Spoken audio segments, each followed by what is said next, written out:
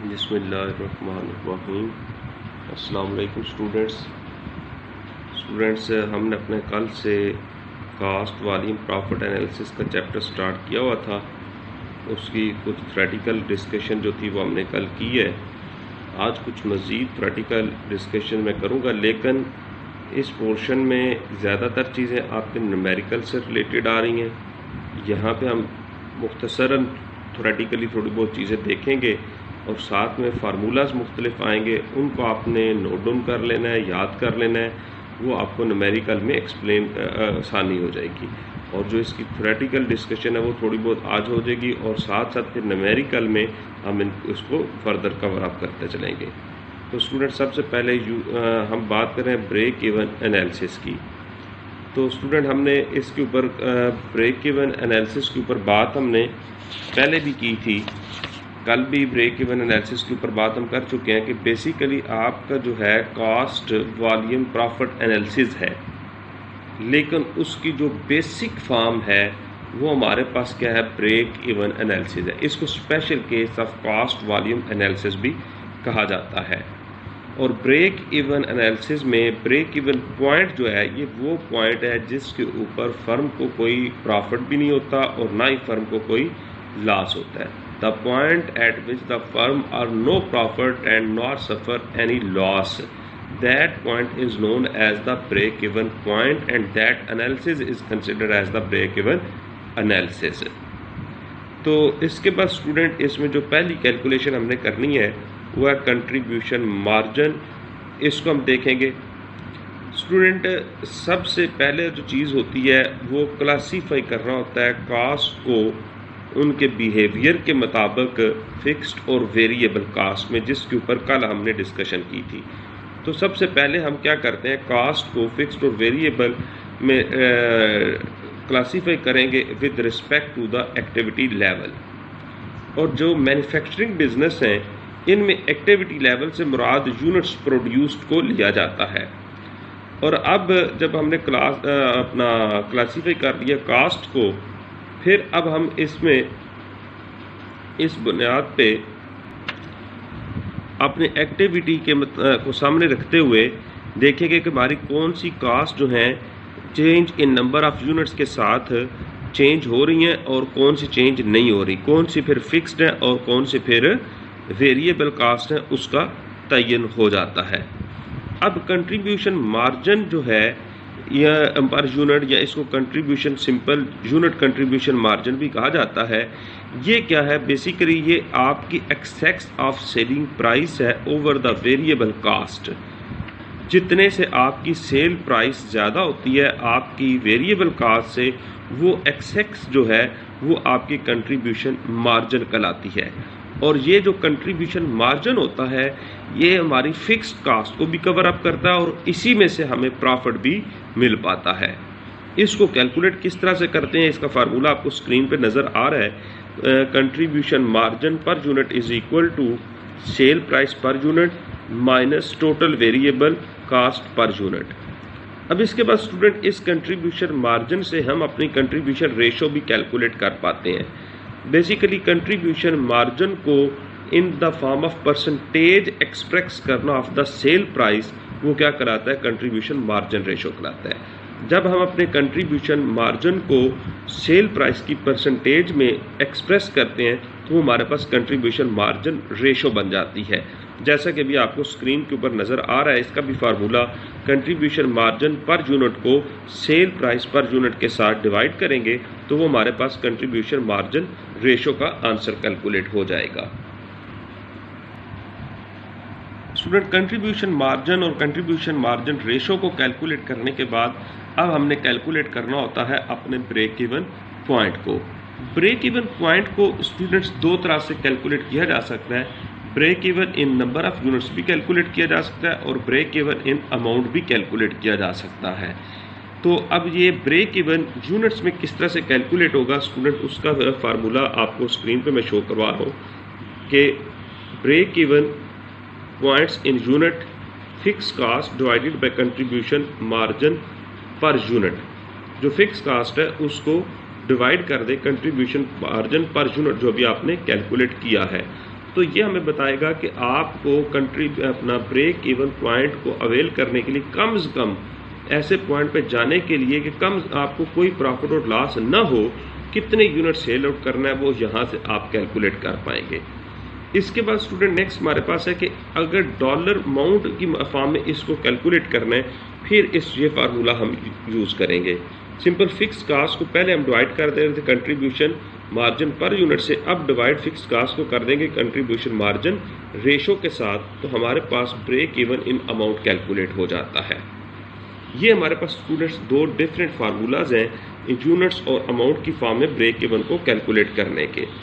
इसके बाद अब हम बात करते हैं कि स्टूडेंट एक ब्रेक इवन कंट्रीब्यूशन मार्जिन जो है इनकम स्टेटमेंट हमारे पास होती है, उसका फॉर्मेट कुछ यूँ है, सेल्स में से वेरिएबल कास्ट निकाल दें तो उसके बाद कंट्रीब्यूशन मार्जिन आ जाएगा और उसमें से फिक्स कास्ट निकालें तो आपके पास जो है नेट इनकम आंसर आ जाता है। स्टूडेंट ये जो कंट्रीब्यूशन मार्जिन की इनकम स्टेटमेंट है, ये जो अभी आपको फॉर्मेट मैंने दिखाया है और बताया है, ये हमारा ट्रेडिशनल और कन्वेंशनल जो है इनकम स्टेटमेंट से दो तरह से मुख्तलिफ है। आम इनकम स्टेटमेंट में कास्ट को क्लासीफाई नहीं किया जाता फिक्स और वेरिएबल में, जो कि यहाँ किया गया है। फिर इसके बाद इसमें रिपोर्ट कर रहे हैं कंट्रीब्यूशन मार्जिन को, जो कि नॉर्मल या कन्वेंशनल इनकम स्टेटमेंट के अंदर नहीं होता।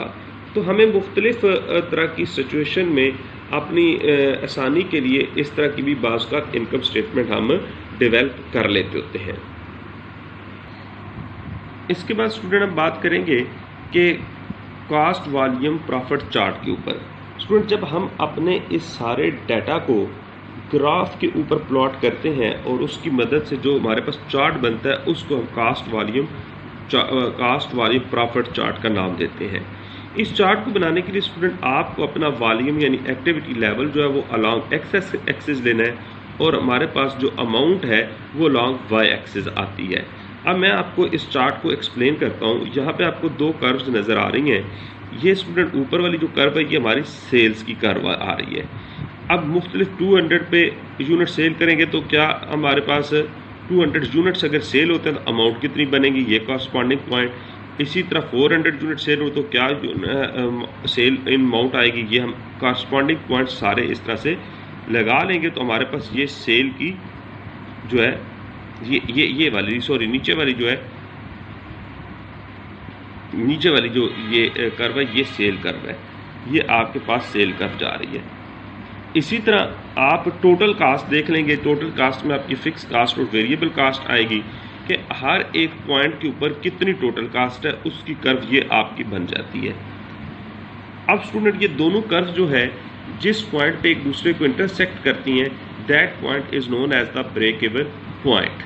जैसे कि आपको समझ नज़र आ रहा है कि इन्होंने इस पॉइंट के ऊपर एक दूसरे को इंटरसेक्ट किया है। इस पॉइंट के ऊपर आपके 800 यूनिट्स हैं।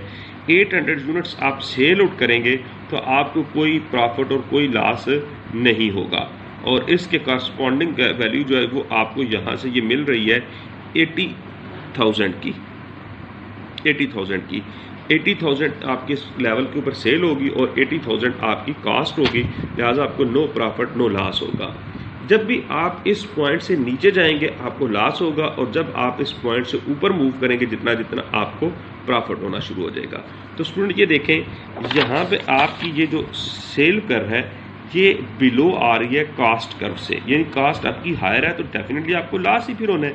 तो ये जो बीच में एरिया आ रहा है ये वाला यहाँ तक इस ब्रेक इवन पॉइंट तक इन दोनों कर्व्स के दरमियान जो एरिया है ये लॉस एरिया को ज़ाहिर करता है, यानी इस पॉइंट से नीचे आपको लॉस है और जैसे ही आप इस पॉइंट से ऊपर मूव करते हैं तो आपको प्रॉफिट होना शुरू हो जाता है। और जहाँ पे आप देखें आपकी सेल कर डाउनवर्ड मूव कर गई है और आपकी जो अपना कास्ट कर डाउनवर्ड मूव कर गई है और सेल कर ऊपर चली गई है।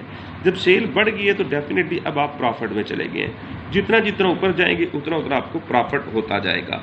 तो ये जो दरमियान में अब एरिया है कास्ट कर्व और सेल कर्व के दरमियान ये आपके प्रॉफिट को प्रेजेंट करता है।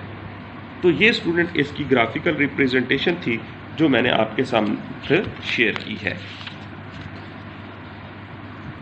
अब स्टूडेंट हमें मुख्तलिफ एस्टिमेट करना है, अंदाज़ा लगा रहे होते हैं कि हमारी जो फिक्स कास्ट है वो कभी अगर इतनी है तो फिर क्या होगा, वेरिएबल कास्ट इतनी है तो क्या होगा, अगर हम एक्टिविटी लेवल इस पे होंगे तो फिर कितने क्या सिचुएशन बनती है, अगर इससे ज़्यादा या कम हो जाए तो क्या सिचुएशन बनेगी।